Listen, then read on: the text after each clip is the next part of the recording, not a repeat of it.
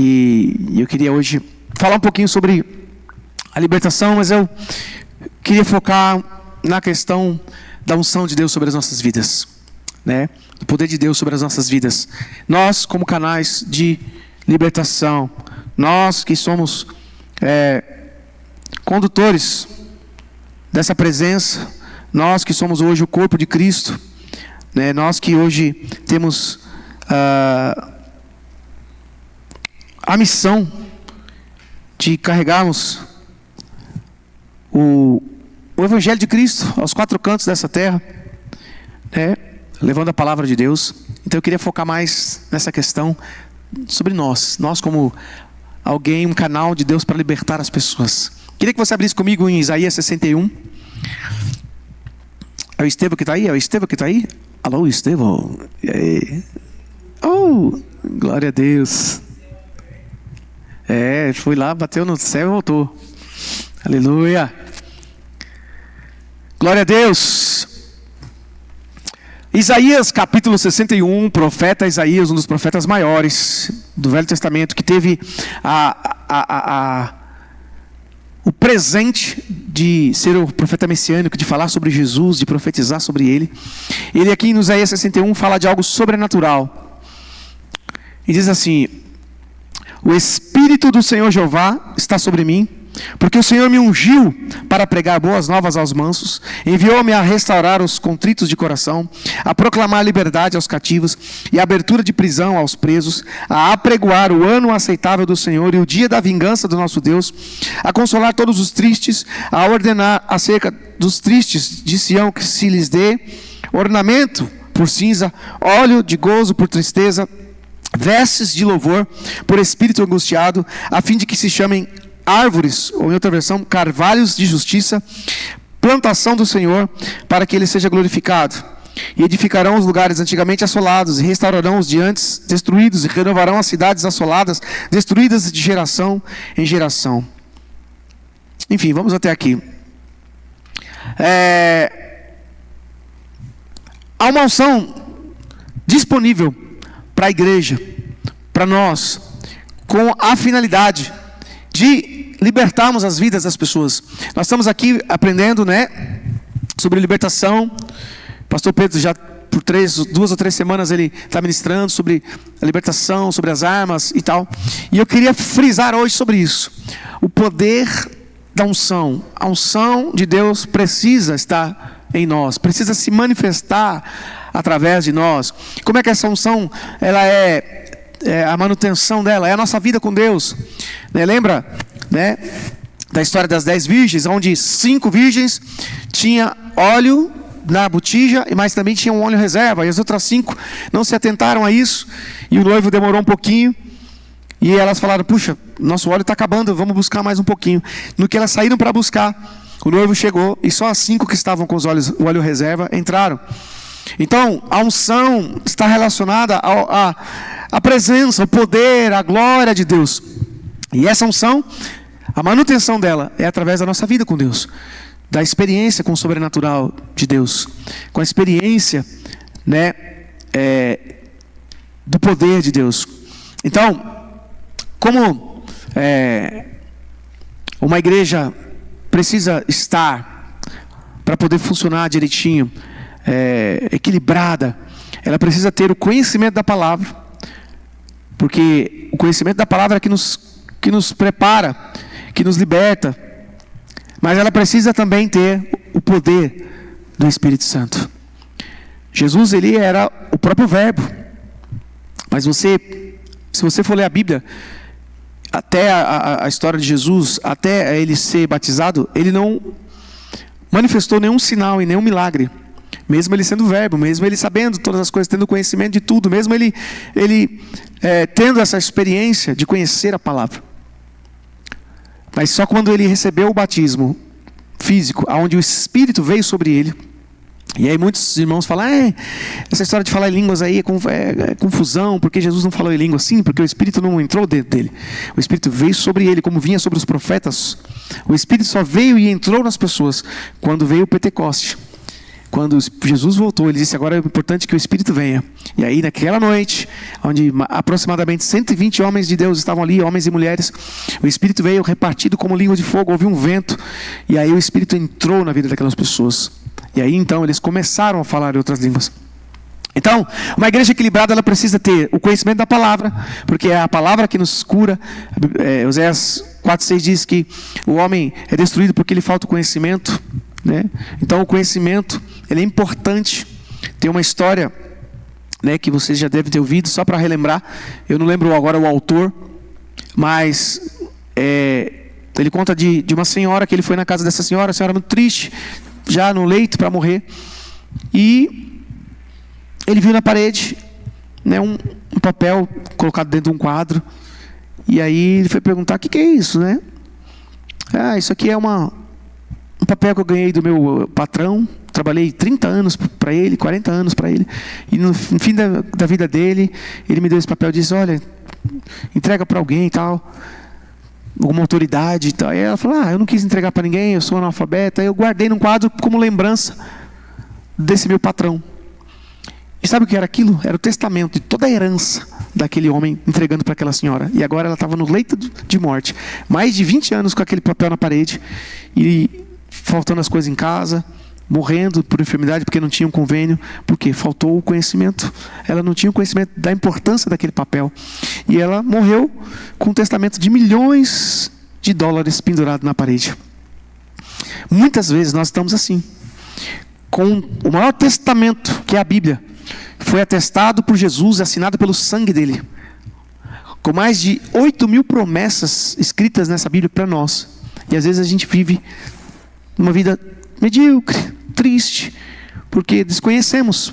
Por isso a importância do conhecimento, mas também a importância da unção, do poder, porque é Ele que nos faz viver, é Ele que nos dá força, coragem, ânimo para nós podermos fazer a prática dessa palavra. Você percebe, quando você lê a Bíblia, que os discípulos, os homens, eles eram acanhados, eles tinham medo. Pedro negou Jesus, tantas coisas. Mas depois que eles foram cheios do Espírito Santo, esses homens viraram um trovão. E todos eles morreram de morte, assim, terrível, pendurado de cabeça para baixo, degolado, tudo que era jeito. Mas eles não negaram até o último, porque eles foram revestidos desse poder. Eles já tinham conhecimento, porque eles andavam com Jesus, mas agora eles tinham o revestimento do poder. E eu quero te dizer, a boa notícia é que esse Espírito que Isaías está dizendo, está sobre mim, ele também está sobre você. Ali ele está dizendo sobre ele, né? O profeta está dizendo: o Espírito do Senhor está sobre mim, porque o Senhor me escolheu. Mas eu quero te dizer que o Espírito também está sobre você. Está sobre cada um daqueles que servem ao Senhor Jesus. Sabe por quê? Porque em Lucas 4,18, Jesus, quando foi chamado a primeira vez para ir ao templo, qual foi o texto que ele abriu? Ele pegou lá os pergaminhos e falou: quero que vocês me deem a parte onde está Isaías 61. E ele fez essa mesma leitura. E aí ele disse para todos que estavam presentes: hoje isso se cumpre. O Espírito está sobre mim e eu vou começar a fazer um movimento aí. E aí eles gritaram, escarneceram: quem é esse? Está dizendo que você então é o ungidão? Sim. E aí ele começou o seu ministério fazendo a obra através do poder do Espírito Santo. Então, o poder da unção do Espírito Santo de Deus é algo sobrenatural. E nós vimos aqui que uma lista de coisas que acontecem através desse poder sobre nós. O Senhor me ungiu para pregar as boas novas. Então, para que uma pregação seja poderosa e impactante, não seja maçante, não seja algo balela, alguma coisa falada, decorada, precisa da unção. Às vezes, quantas vezes a gente vai em algum lugar, por exemplo, Billy Graham. Se você ouvir as ministrações do Billy Graham, não tem uma coisa assim muito teológica. Ele dizia: ei, Jesus morreu na cruz para te salvar. Entenda isso. 1 milhão de pessoas se convertiam, porque ele tinha unção. Ele dizia: Deus morreu na cruz para te salvar, o sangue dele foi derramado. Quantos querem receber? Todo mundo queria. Não tinha, ele não explicava teologia, se o anjo tinha 2 asas, 4 asas, nada. Ele falava do amor de Deus e multidões eram alcançadas porque havia uma unção nesse homem. Então, para pregar, precisa unção. O Espírito de Deus está sobre mim, e Ele me ungiu para pregar boas novas. Enviou-me a restaurar os contritos de coração, a proclamar liberdade aos cativos, a abertura de prisão aos presos, a pregoar o ano aceitável do Senhor, o dia da vingança do nosso Deus, a consolar os tristes. Tudo que nós vamos fazer para resgatar, para trabalhar na vida de alguém, precisa da unção. Sabe por quê? Isaías 10, 27. Abre comigo. O próprio Isaías aí. Isaías, capítulo 10, versículo 27.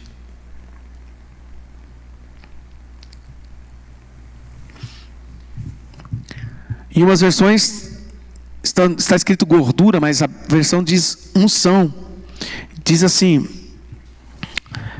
Isaías 10, 17. E acontecerá naquele dia que a sua carga será tirada do teu ombro, e o seu jugo do teu pescoço, e o jugo será despedaçado por causa da unção. É preciso vivemos, estamos cheios da unção de Deus, revestidos de poder do alto, para que então possamos manifestar com exatidão a palavra de Deus. Jesus disse em Atos 1:8: ficai, pois, em Jerusalém, recebereis do alto poder, e então ser-me-eis testemunhas. Para que nós possamos ser testemunhas com eficácia, nós precisamos dessa unção. Porque hoje, infelizmente, quanta loucura a gente vê na internet. O escárnio, né, as pessoas fazendo zombarias, você vê milhares delas aí, né, se intitulando profetas, apóstolos, e falando besteira, com jeitos totalmente fora.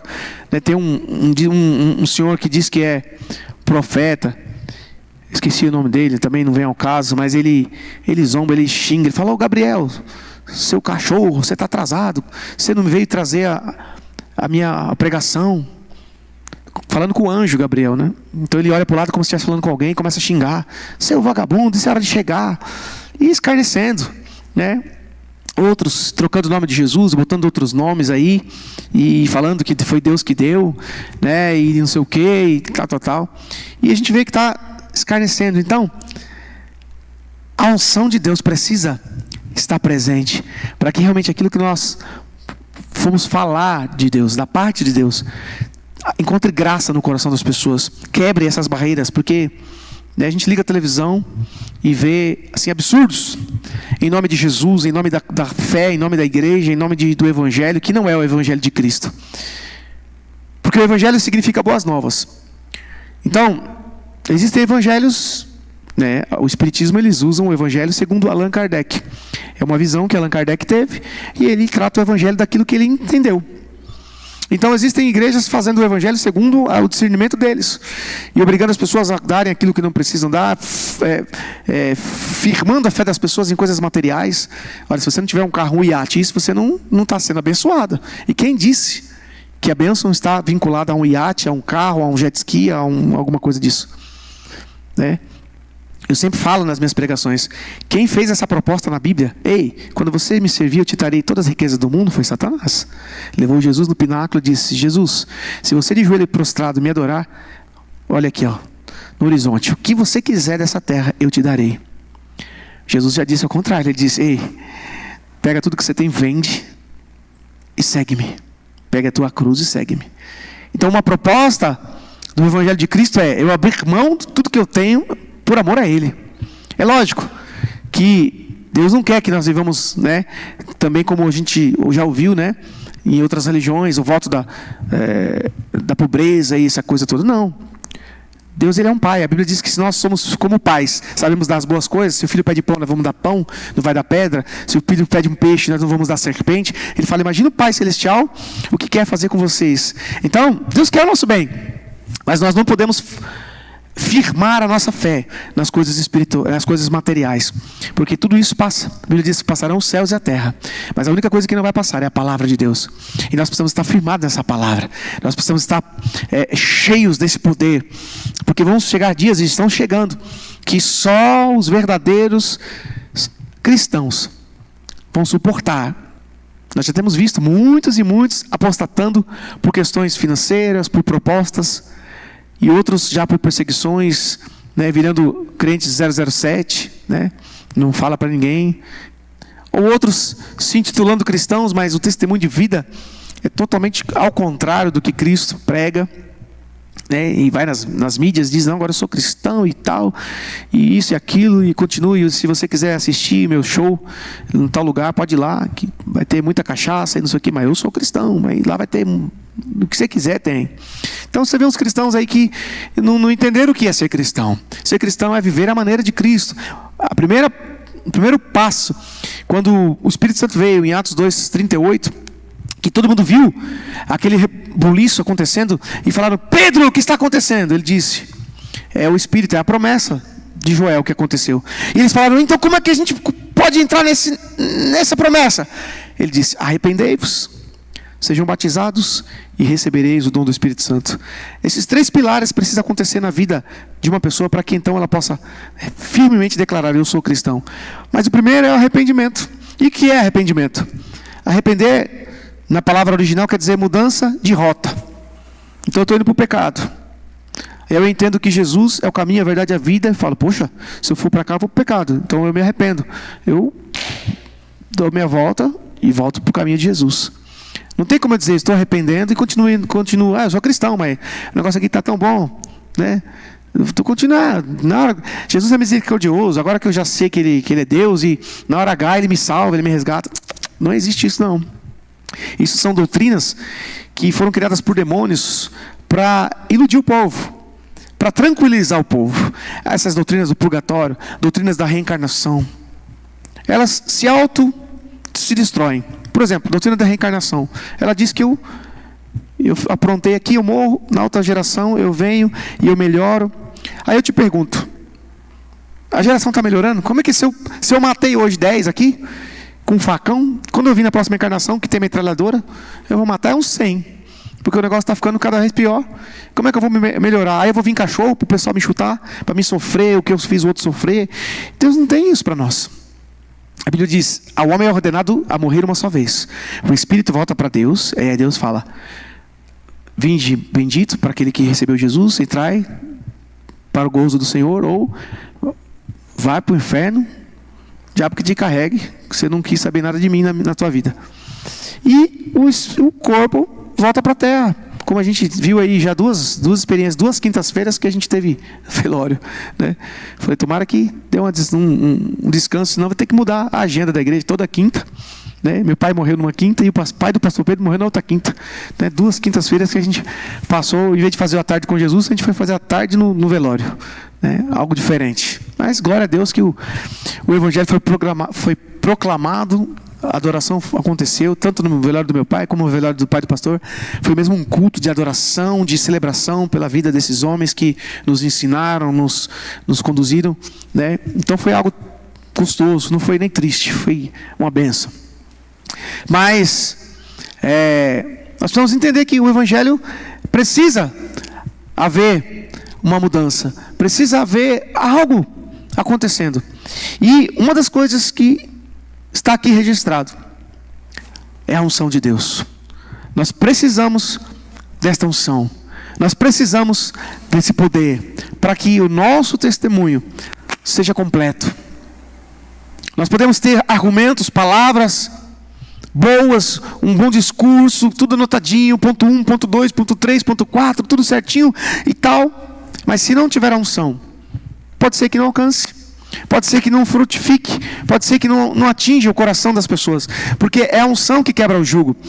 Eu, quando mais novo, participava de uma igreja onde a sede é lá em Portugal, e vinha ministros de lá para ministrar o nosso coração.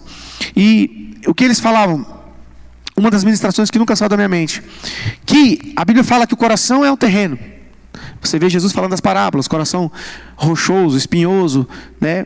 Coração com a terra seca, depois o coração bom, enfim. Então, a Bíblia compara a palavra como semente. Mas o que acontece se você pegar uma semente e jogar, por exemplo, aqui? Ela vai morrer, não vai frutificar. Vai vir a irmãzinha na semana, passar a vassoura, essa semente vai para o lixo, acabou a história.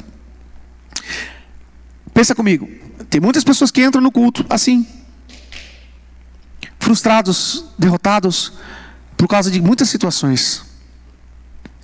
Já aconteceu, já conheci pessoas, já na minha ministração aconteceu isso, de que no momento de Deus, o Espírito Santo fez uma revelação. Olha, tem alguém aqui assim, assim, assado, que disse para o Senhor, é a última vez.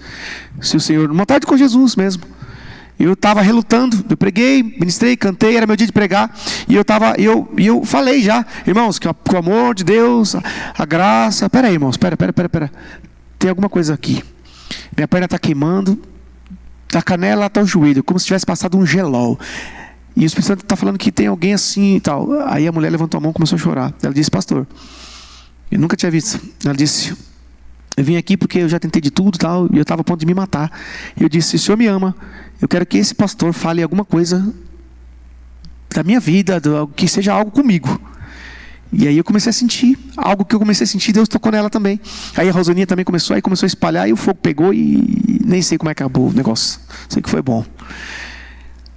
Mas existem situações que pessoas entram dentro da igreja assim, ó. E o que é que vai acontecer? A unção, ela quebra o jugo.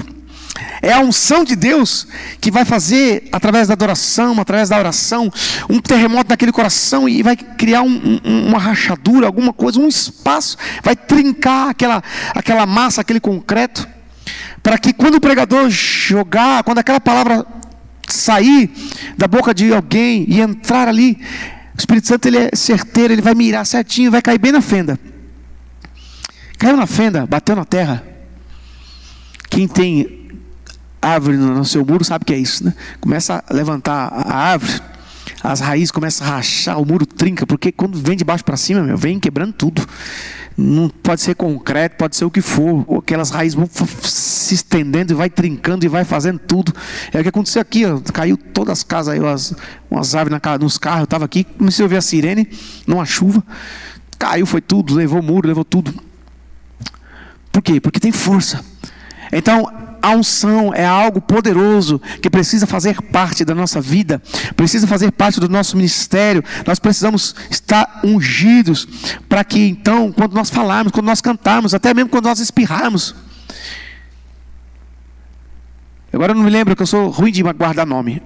Foi Eliseu, se eu não me engano, que quando recebeu a unção de Elias, a unção dobrada, quando foi enterrar ele, que botaram ele na catatumba, o morto ressuscitou. Falou, opa, deixa eu sair primeiro.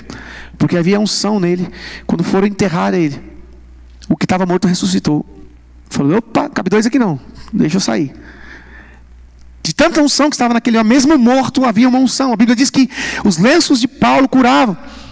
Falou, Paulo, vai em tal lugar. Ele falou, puxa, Jesus me mandou ficar aqui ainda por um período, mas a pessoa está enferma. Aí ele procurava, falou, leva esse lenço, põe na pessoa.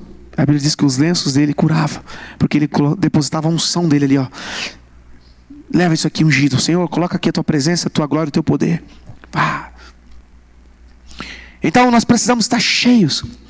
Já aconteceu em tempos anteriores de que eu e o pastor, que nós trabalhávamos juntos, entrávamos muitas vezes em restaurantes, as pessoas, o garçom balançava assim. A gente tinha saído de tempos de oração, de jejum, e ele balançava, e depois ia na mesa e falava, o que vocês têm? Como assim? Eu estava com uma dor. Quando vocês entraram, parece que um calor, parece que vocês eram um cometa. Vocês passaram e veio um rastro assim de um calor, alguma coisa. Depois eu fui procurar, a dor sumiu e tal, e aí a gente falava, é Jesus. E pregava, e a pessoa aceitava Jesus na mesa do restaurante. Então, nós precisamos estar cheios dessa unção. A Bíblia diz que a sombra de Pedro curava. Quando alguém dizia, Pedro vem vir, de onde ele vem? Ele vem de lá. E cadê o lado do sol? O sol está aqui. Então pôs os enfermos tudo aqui. Porque Pedro ia passar aqui, o sol ia passar nele, ia refletir nos enfermos, e os enfermos levantavam e iam embora. Pela sombra de Pedro. A unção que estava. Pedro e João lá subindo para orar na hora nona, encontra um rapazinho que há anos estava na porta da Formosa e diz: ei, me dá um dinheiro aí, uma esmolinha, tal, compra uma balinha house, aquela coisa toda que você já conhece, me ajuda aí, só R$2, um Mentex, tal, soufflé, né? E ele disse: rapaz, você me pegou numa hora ruim, não tenho nada, não tenho nem ouro, nem prata, mas o que eu tenho, porque ele tinha unção, eu te dou, levanta em nome de Jesus. E a Bíblia diz que no mesmo momento aquele homem se levantou, e a primeira coisa que ele fez foi correr dentro do templo, porque, se eu não me engano, há 17 anos ele estava no templo, na porta, ele ouvia, o maior desejo dele era entrar, mas naquela época, os paralíticos, os enfermos, todo mundo que tinha alguma deficiência não poderia entrar no templo. Então ele ficava na porta, ele escutava aquelas canções, ele escutava o culto, era o maior desejo dele de participar. Quando ele se pôs em pé, que ele se viu curado, a primeira coisa que ele fez foi correr para dentro do templo e adorar o Senhor. Então, a unção precisa estar em nós. Nós precisamos carregar essa unção. Nós precisamos ser um recipiente desta unção. Às vezes, nem precisar falar, nós vamos. Só um toque, só um sorriso, só um abraço, um ungido vai fazer toda a diferença na vida das pessoas. E eu queria te desafiar nessa noite. Vocês sabem que eu não falo muito, gosto de falar pouco, porque eu gosto de dar tempo para o Espírito Santo manifestar. É Ele que precisa estar na frente, é Ele que precisa aparecer, é Ele que precisa agir, é Ele que é quem precisa estar sendo evidenciado. E eu queria te convidar nessa noite a ter uma experiência com essa unção, com esse poder, a nós invocarmos sobre nós a glória dEle,